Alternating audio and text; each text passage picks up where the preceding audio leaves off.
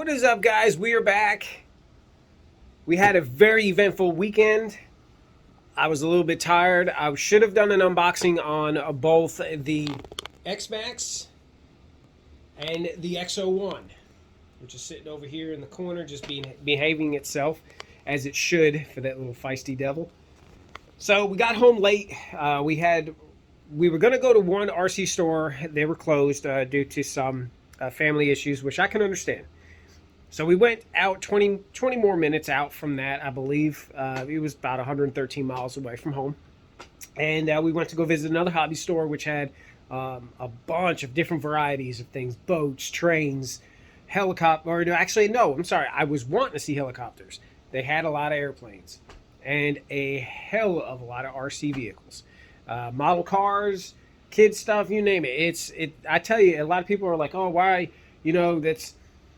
You're spending all this money on kids' toys. It's like, it's not always kids' toys. These are a lot of grown-up toys, and I'll tell you, a lot of them kids cannot handle. Especially this guy right here, the X01. This is a very high-speed rated car, 100 mile an hour plus. And I will tell you, I tried to take this thing out on the street. I put the high-speed gearing in, charged the batteries up, got it out there, did a couple of slow passes, and then I tried to get out there, and I tried to run it. And as soon as I romped on it, I couldn't handle it. There's no way. There's no way. I didn't want to destroy the car. So I'm going to go over a few things with it since I didn't get a chance to unbox, because I was really anxious about getting these things out of their packages, looking at them, comparing them to the size of course, if you see down here, my other stepchild here, Red Cat Rampage MT. That is a very, very powerful rig there. That's a once in a while tool I'll bring out because it runs on gas, so it is a little bit of maintenance. Not so bad on cleanup. Cleanup's not so bad. So we're going to go over a few things here with the X-MAXX, and I'll tell you, I ran it through a lot of jumps, a couple of 20-foot jumps, sent it a few times, did a couple of wheelies, backflips, landed it, crashed it a few times. So basically, in a nutshell, I'm going to go over a few things about durability. And I will tell you, this thing has definitely held up its potential there. It's definitely worth what they have put into it price-wise. X01, we're going to have to try it another day. We're going to have to get the GPS on it. We're going to have to run it on. It's got to have smooth pavement. Got to have smooth pavement. I tried to run it out here on the streets, and the roughness, I mean, it was just too rough for the asphalt. So we got to have something a little bit more smooth paved, and then we'll be able to get it out there and run it. So I don't want to damage that car. We'll tell you, there is a lot of disclosures I had to sign if you hadn't seen me post those already. So, and also too, I'll be posting these on Facebook and on my YouTube channel as well to keep everybody kind of up to date on what's going on, what I'm doing, so forth. That way, in case you have any questions, you can always, once again, drop your questions below, and I will try to answer them the best as I can when I'm not busy. And sorry, I'm tripping over my words here. All right, so basically, in a nutshell, we're going to go over a few things about the X-MAXX. Not so much the X01, but I will get you a few details and show you some things on that. And we ended up getting some more mail. Yeah! So right up here in this box here, we got the new body for the Red Cat Racing Volcano EPX Pro. I've had this sucker for a while, and as you can see, it's got Gorilla Tape holding it up. I will tell you, the first time I did run this thing, I smacked it into a flagpole, bent the shock, broke the body, as you can see. But now we have a new body right here in this box. Gonna put it on when I get time. Also here, for this car, the Red Cat Racing XTG Twister XTG Pro. This is another old school truggy. As you can see here, my road rash, run it all down the line there, broke the spoiler, so as you can see, the spoiler doesn't even stay on anymore because it got ripped out. Wheelie bar, no chances of putting a wheelie bar on there anymore because I've grinded away at the body. Now this car, I'll tell you if I can get this back in here, has been through a lot. This is a very fast car, 70 mile an hour plus. I was not able to get it up to the speeds because every time I try to get it up about 40 or 50 and then I go ahead and full throttle, the front lifts up and then it flips on its top. That's where all this rash came from. So we ordered some new prongs up here in the front, some new, what do you want to call those? Some new mount stands for the front of the body, because right now I have these glued they're not going to hold up very long. But I think it's going to be time that we retire this, guys. This car is very feisty. Yes, I did spend a lot of time converting over to the Traxxas Rustler wheels and front hubs on here, but I really think it's time to retire it because parts are getting really hard to find for it. So real quick, we'll go over some things about the X-MAXX. All right, so as far as we know, the durability is very good. Very good. I will say that this thing is very tough. As you can see, I'm still kind of bulged out from all the crashes and wrecks. I think the other side's good. It has hit the front a few times. The front end's still solid. So it's still a little dirty. I got to clean it up before I mount it on the wall. I've got some heavy-duty brackets to put on the wall so it doesn't fall. So I did in my first run, as you see in the video that I drop in there, when it did its wheelie, it kind of went up and I overcorrected. Uh-oh, I got some grindage in there. That one spins pretty good, but this one's got a little bit of some dirt in the bearings there. The bumper, it's got two pieces on the bumper. It's got an undercover and then it's got an overcover. The undercover came out and this was kind of pushed in, bulged out a little sideways. This part here jammed and got some dirt crammed up under it, which I'm not going to worry about that. Didn't really handle the stress here.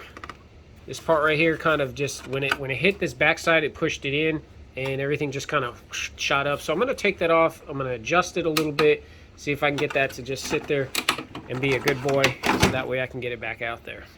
And if you're not familiar with these setups here, they took away the pin style, which is awesome. I like these bodies a little bit better than the old style covers on those there. So basically you just twist, pop it open like a can of beer, pop it, pull it, it comes right off. So you can see here the bottom. Basically I only damaged just that one corner from that hit. The rest of the times that I've landed on the top, this thing has it's handled. This thing is very strong.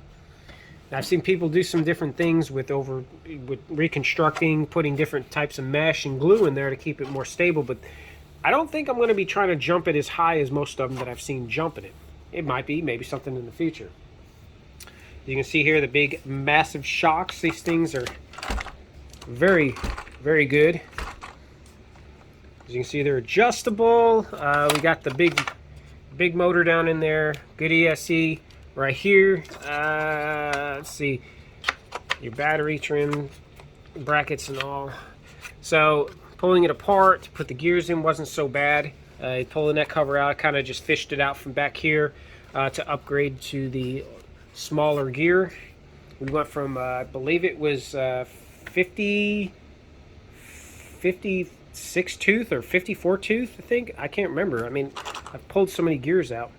Now, I will say that a lot of people have told me about the tires ballooning because they're very soft, you know, so they basically give you like a set of starter wheels on it that they balloon. A couple of them will tear in some spots, and they'll just basically just destroy themselves. So far, so good. I haven't seen anything go on bad with these tires, so I definitely got to clean them up before I mount them on the wall. Definitely clean some of that dirt up behind there. Servo-wise, everything looked good. Nothing of that sort started to go bad. You know, like most RCs, your servo goes out. It's got a pretty heavy duty servo saver in there. Not too bad. The servo itself might need a little bit of an upgrade. It doesn't seem like it's as strong. So I can't remember what size kilogram that one has in it, but I'm gonna probably more than likely upgrade that one. So, and then overall, you know, you got the bottom of it. Of course, I had to wash it off with the hose. Solid body. I mean, I just couldn't believe like it was handling everything I was throwing at it. If it would have been one of the Red Cats, it definitely would have broke for sure. So, but very good. Weighs about what, 10 pounds maybe, if that. And of course, you got to run these big ass batteries in it. You got to run 2 of these. So it's running a whole lot. And I didn't even kill those batteries yet, and I was running it for well over an hour. Those batteries were really good. Those are 6700 mAh, and the burst on it is going to be, if I can't remember, 50C. I think it's, what are these? The ones that I ran in the other car. Those are 25Cs. Those are what runs in the X01. So But yeah, so the X-MAXX is definitely well worth the money. Suspension handling wise, no issues so far. Everything's good. And then now we'll just do a quick look over of the X01.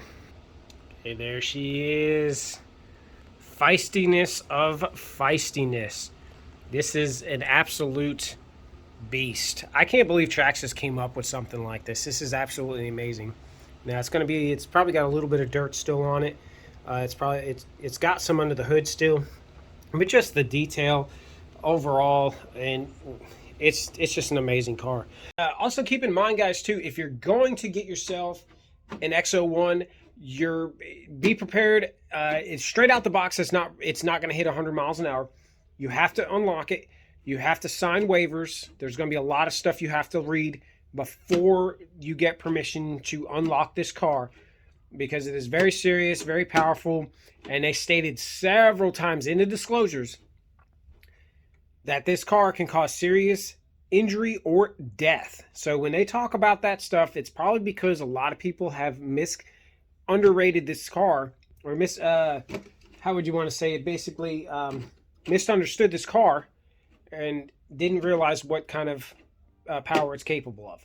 So be sure that you read and understand what they're letting you know. So also too, when they sell this car, if to say you did not like this car and you wanted to resell it, you have to put it back to the factory settings and lock the car and put it back to the way it was. That means even switching out the gearing and putting the factory gearing back in the car before selling it. So very serious stuff. Keep that in mind. One thing I did forget to tell y'all, since now I have 2 of those chargers, those X-MAXX batteries are a lot different. So be prepared to spend about $449 on the battery pack and charger combination, because the batteries that go inside that X-MAXX are not the same as all these other Traxxas batteries. If you look here, this is a normal 3S LiPo battery. This is what works in the e-Revo. This works also in the Rustler, and also in the X-MAXX, or the X01. So, and then here's the X-MAXX battery. If you take these two and you look at the connectors, you can see there is a slight, let me see if I can get them line up. You can see now there is a slight difference in the bottom one, which is going to be the X-MAXX, and then the top one. Now that charger, it can also charge your normal 3S and 2S LiPo batteries as well. There's an app on it. It is Bluetooth, so you can monitor your battery. You can see what each cell is getting, the temperature and the burst charge it's receiving for each part of the battery. So yeah, so when they told me that, I was kind of like, okay, I'll just add it to the bill. But you do have options here. There's a USB. Have not quite figured out what the USB was for yet, so I haven't messed with it. There's your plates here. Those plates, since it's dual charge, these are for your balance charge batteries if you have the old style Traxxas batteries that have the balancer wire that is separate, which I don't have, since on these batteries, as you can see, the balancing wires, come on, focus in. The balancing wires, oh my gosh, they're coated and wrapped in there with the main power. Okay, let's look at the goodness. I'm going to take the top off.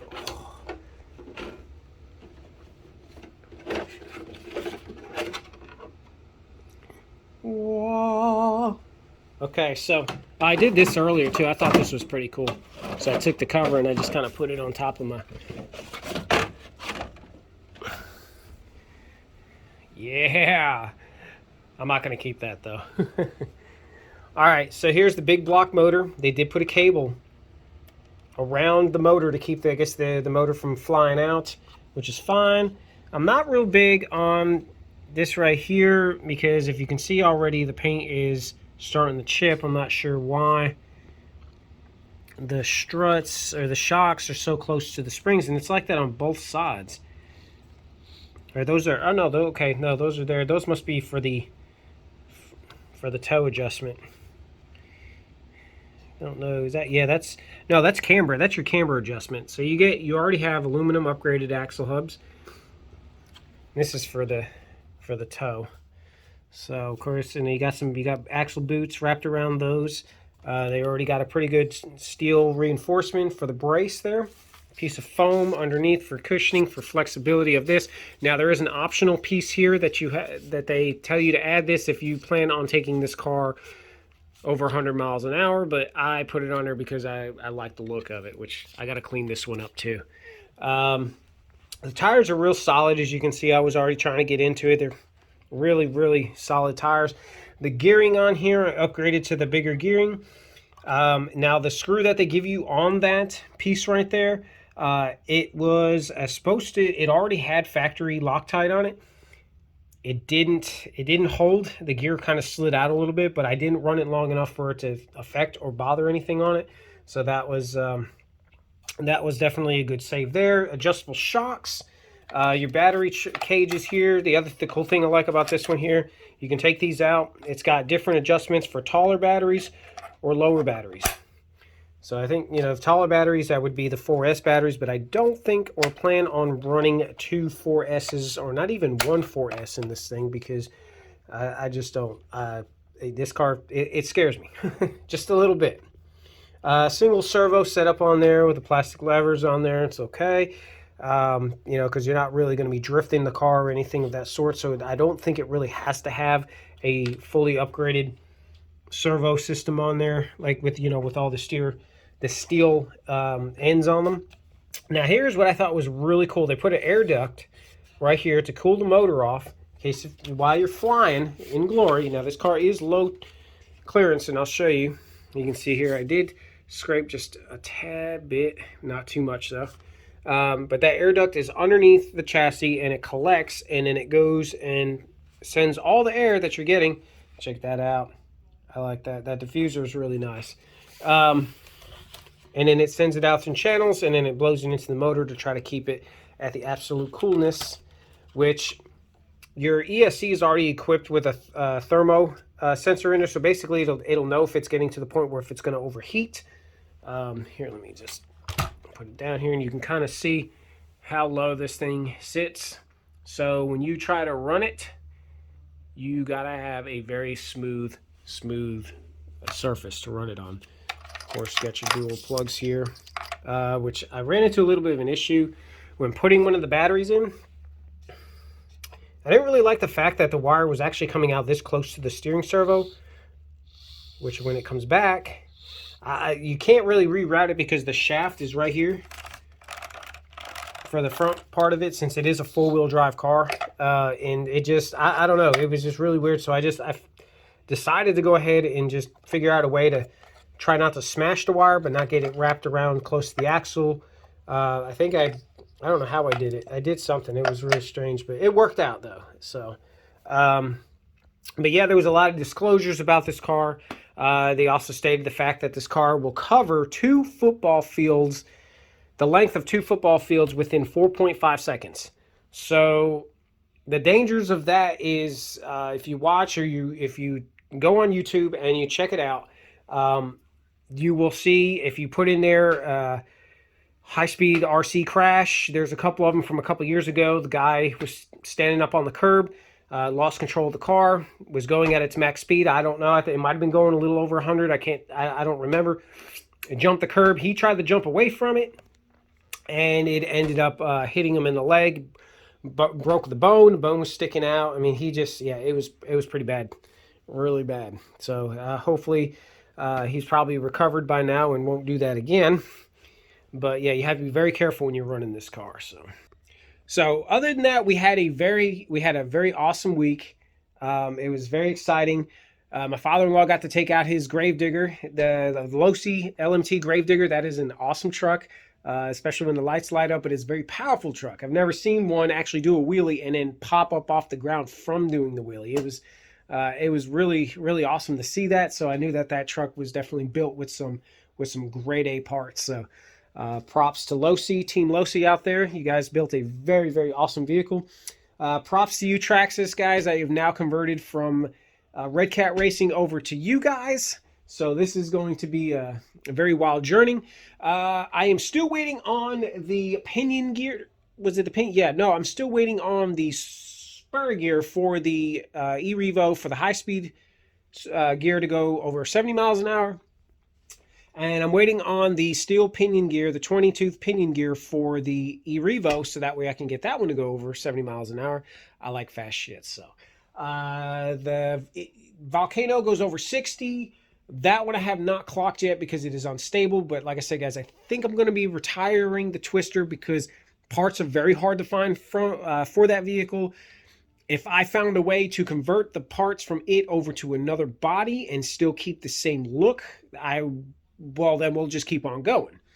But other than that, I don't want to risk tearing that car up, not being able to put it back together. I know I can Frankenstein it, but it's very hard to Frankenstein it. Everybody is changing parts. They're changing designs. Stuff's not adaptable like it used to be. If you're lucky enough to find people that say, try this part or swap this is what I converted, chances are by the time you go to look for that vehicle that they took all the parts from and converted, you're not going to find the car no more. That car is going to be obsolete too. So we're going to try to hold on to the Twister as long as we can. But I still want to get it back out there, and I may have to put some weights in the front of it, but it might affect the speed on it. But I want to clock that one. I really want to clock that one. It runs on 3S LiPo. It's got high-speed gears in it. There's nothing that's really been converted over to metal except for the gearing. Everything else is plastic. So it's just asking for disaster. It's just asking for explosions. But I think that everything's going to look out pretty good. And we're going to get into some more fun. Oh, check this out. We have got some more model cars to go through. This is going to be a project. We got the 2017 Chevrolet Camaro SS 1LE. We're going to build that one for my niece. We're going to make this one red, so she's going to like that one. My wife picked out this one, 1967 Mustang Fastback. Guys, if you have not seen, Facebook has posted up a Eleanor Shelby GT 500. I want it so bad, but it's a 1/6 or 1/7 scale metal. I guess it's a cast metal car, but I don't know if it's a gimmick. I don't want to click on it and have my account hacked, but it seemed like it was a beautiful car to put together, and I really would have loved to have that and showcase it. But I'm going to wait. Next we have on here the 63 Chevrolet Stingray. Well, Corvette, of course. And then we have the 1969 Chevelle SS 396. Yes, this is a bad boy. So we're going to put these together. We're going to get the paints. Okay, here we go. Here's the side. So it's going to look pretty badass. I think so. Box fell over. All right, so we're going to get those put together during the month's time because it's going to take me a while to do. As y'all remember, I also did the 1971 Plymouth Cuda, or what the heck was that? Barracuda? Plymouth Cuda? 420-something Hemi. I can't remember what it was because I do with all different types of size motors and all, but I put that one together for my wife, painted it. Got that one up there. She's got to get that one showcased and put it in something to protect it. So, but anyways, guys, I am tired. I had a long, busy day today. I am getting off of here. I am going to definitely get this thing edited, loaded, and put it on YouTube for y'all to see. And then we're going to get into some more destruction. And we're going to take one of these and we're really going to put it up through some tests. I just don't know which one we're going to do yet. I got to prepare myself for this because the parts for these things are okay, except for this one right here. I priced out a body top for this one, and it is $110 for a new body. So we will kind of just hold that one in for a little bit. So until then, y'all be safe, be careful, don't do anything I wouldn't do, and I will see y'all later.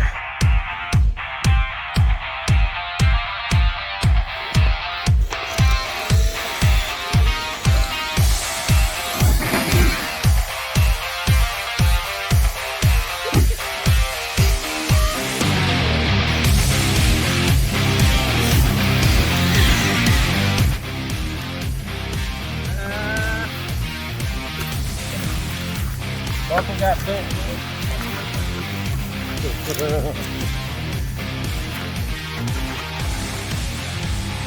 Get the bumper. Oh yeah, that's possible.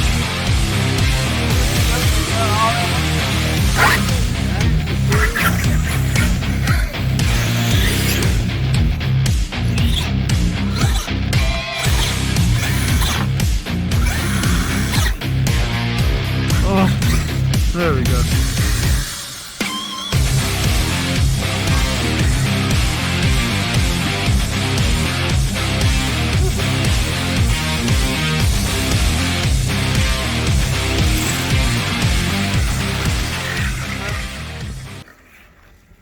That should be good. I did a little bit of something there. I'll figure that out.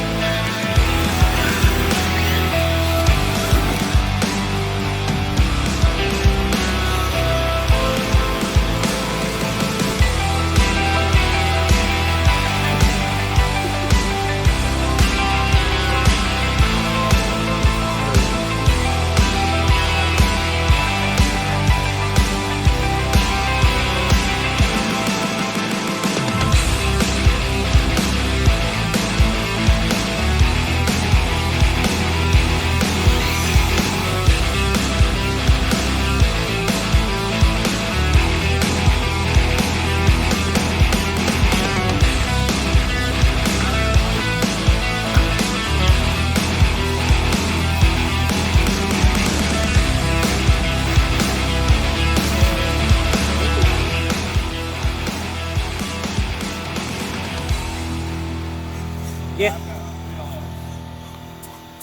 Alright, unless Devin plugs them up. I don't know what was tweaked, but nothing's broke. Here, hold this while I go turn the other coil. What? Yeah, nothing broke on it. Yeah, I'm just wondering what tweaked on it, but I know this feels popped a little bit. It's got the Yeah. Pops are always